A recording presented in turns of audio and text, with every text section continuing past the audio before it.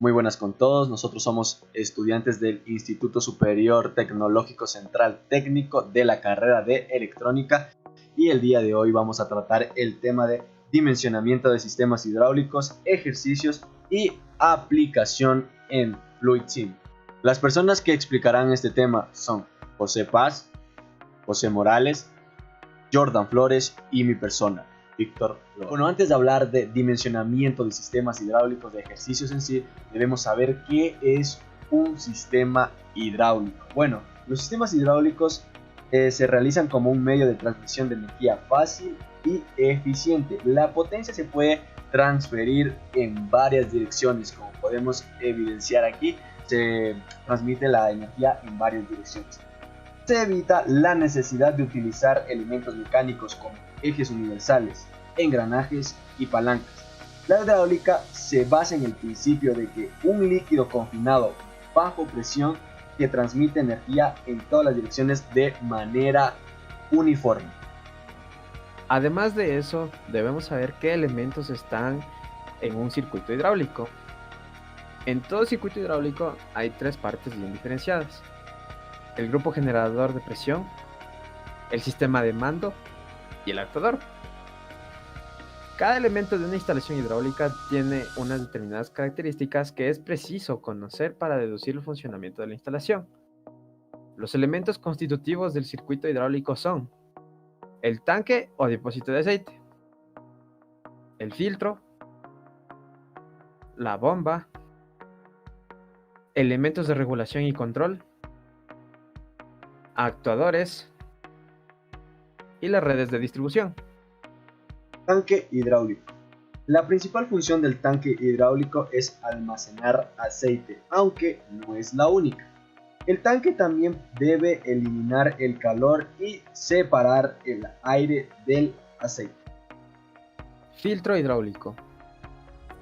Los filtros se emplean para el control de contaminación por partículas sólidas de origen externo y las generadas también internamente por los procesos de desgaste o erosión de las superficies de la maquinaria. Bomba hidráulica. Nos proporciona una presión y caudal adecuado de líquido a la instalación. La bomba hidráulica convierte la energía mecánica en energía hidráulica. Es un dispositivo que toma energía de una fuente y la convierte a una forma de energía hidráulica. La bomba toma aceite o fluido hidráulico de un depósito de almacenamiento y lo envía como un flujo al sistema hidráulico. Elementos de regulación y control. Son los encargados de regular el paso del aceite desde las bombas a los elementos actuadores. Pueden ser activados de diversas formas: manualmente, por circuitos eléctricos, ya sean neumáticos, hidráulicos o mecánicos. Actuadores. Los actuadores transforman la energía de presión del aire comprimido o del aceite en energía mecánica. Estos pueden ser los cilindros, que son capaces de producir un movimiento rectilíneo, o motores con los que se consigue un movimiento rotativo. Red de distribución. Debe garantizar la presión y la velocidad de aceite en todos los puntos de uso. El material utilizado suele ser de acero o plástico reforzado y depende de su uso. Bueno, después de esta introducción a la hidráulica, vamos a hablar del dimensionamiento de circuitos hidráulicos, empezando por el cálculo del cilindro hidráulico. En esta parte se calcularán las características del cilindro, tales como fuerza de avance, fuerza de retroceso, cilindrada, caudal y tiempo de salida del vástago desde la posición inicial. Como primer punto vamos a hablar de la fuerza de avance. Y tenemos la siguiente fórmula, la cual nos ayudará a encontrar la fuerza de avance de una manera más general y también en la unidad de kilonewtons.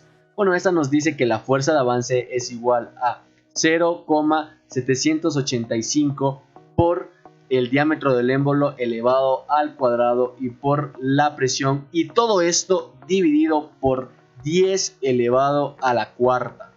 Y bueno, y de manera más general, todos sabemos que la fuerza es igual a la presión por el área, bueno, o también llamada superficie. Y en este caso, si queremos encontrar la fuerza de avance, pues es igual a la presión por la superficie del émbolo. Bueno, como siguiente punto hablaremos de la fuerza de retroceso. Como se puede ver en la fórmula anterior, la fuerza del fluido hidráulico se ejerce sobre el área que está delimitada por el diámetro del émbolo.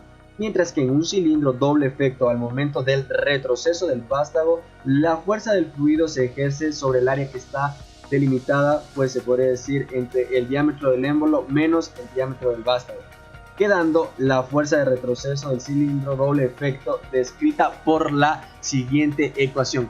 Bueno, al igual que la anterior, tenemos una de manera general que va a estar expresada pues en kilonewtons y es igual a 0,785 por el diámetro del émbolo al cuadrado menos el diámetro del vástago al cuadrado por la presión, y todo esto dividido por 10 elevado a la cuarta. Y bueno, una fórmula más general, más simple se podría decir, es la que nos dice que la fuerza de retroceso es igual a la superficie del émbolo menos la superficie del vástago por la presión.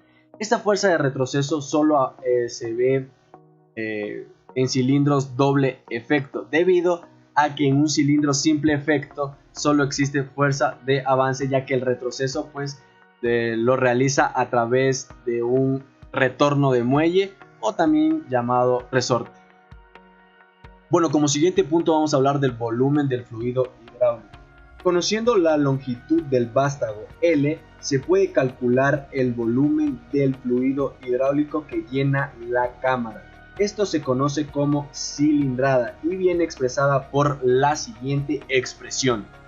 Como podemos ver, pues el volumen es igual a pi por el diámetro del émbolo al cuadrado sobre 4 por la longitud del émbolo dada en milímetros. Como siguiente punto hablaremos del caudal del fluido. Para calcular el caudal del fluido utilizado por el cilindro para el avance del vástago, es necesario medir el tiempo que se tarda el vástago en salir completamente. Y bueno, lo tenemos descrito por la siguiente ecuación. Caudal es igual al volumen sobre el tiempo que se demora en salir el vástago, o también el caudal es igual al volumen por el área del vástago. Como siguiente punto hablaremos del caudal de valor real. El caudal que calculamos anteriormente es un caudal también llamado de valor ideal, que es utilizado por el cilindro. Para obtener el caudal real se debe tomar en cuenta la eficiencia del cilindro, y esta pues se toma como un valor estándar de 0,95. Este caudal de valor real va a quedar descrito por la siguiente ecuación. Caudal real es igual al caudal que ya calculamos, o también conocido como ideal, sobre la eficiencia del cilindro. Y finalmente hablaremos de la velocidad de salida del vástago, que está descrita por la siguiente ecuación.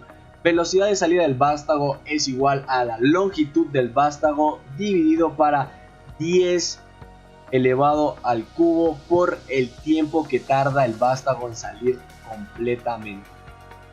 Después vamos por el cálculo de las tuberías. Las tuberías son las encargadas de conducir el fluido hacia los actuadores y deben ser capaces de suministrar todo el fluido a todos los elementos que se encuentren funcionando simultáneamente.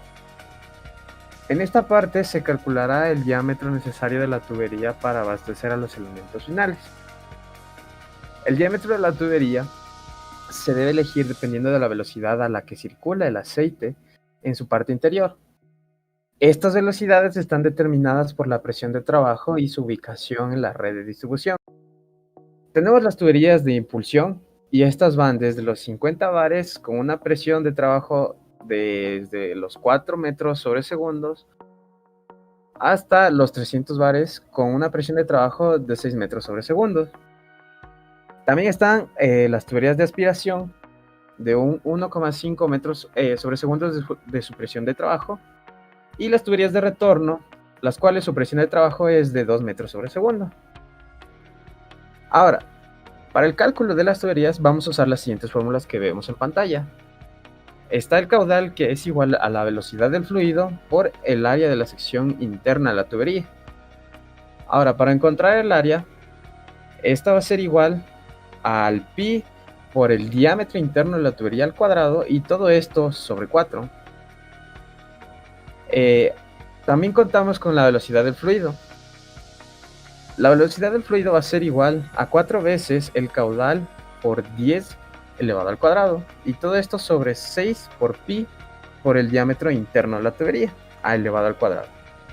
Finalmente, lo que falta calcular es la pérdida de carga que se produce en el interior de la tubería debido a la fricción entre el fluido y la tubería. Para ello contamos con la siguiente fórmula, que nos dice que la variación de la presión va a ser igual al coeficiente de rozamiento por 10 multiplicado por la longitud de la tubería por la densidad del flujo y por la velocidad del fluido al cuadrado, y todo esto dividido para 2. Esta ecuación fue establecida por Darcy-Weisbach y permite calcular la pérdida de carga de rozamiento continuo en tuberías de diámetro constante en tramos rectos y flujo permanente de un fluido incomprensible. Finalmente hablaremos de los parámetros de la bomba, aunque estos generalmente pues vienen descritos en las placas de las bombas, pero igual podemos realizar cálculos con estos parámetros, iniciando por el caudal. El caudal en litros sobre minuto es igual al desplazamiento, que sus unidades serán centímetros cúbicos sobre revolución, por la velocidad medida en RPM, que todos sabemos que RPM son revoluciones por minuto, y todo esto dividido por 1000 por el rendimiento volumétrico. Como siguiente fórmula tenemos la del par o torque, como lo conocemos, en newton por metro, que es igual al desplazamiento, que igual que arriba pues sus unidades serán el centímetro cúbico sobre revolución, y esto multiplicado por alta presión menos baja presión en bares, obviamente, por el rendimiento mecánico, y todo esto dividido por 20 pi. Luego tenemos la potencia medida en kilovatios, que es igual al caudal, que su unidad va a ser el litro sobre minutos, por la resta entre la alta presión y la baja presión en bares, por el rendimiento global. El rendimiento global viene a ser la multiplicación del rendimiento volumétrico por el rendimiento mecánico, y todo esto dividido para 600. Y por último tenemos la velocidad del motor en revoluciones por minuto, que no viene a ser nada más que un despeje de la primera fórmula, pero igual nos queda igual al caudal, que ya sabemos que sus unidades van a ser el litro sobre minuto por 1000 por el rendimiento volumétrico sobre el desplazamiento en centímetros cúbicos sobre revolución.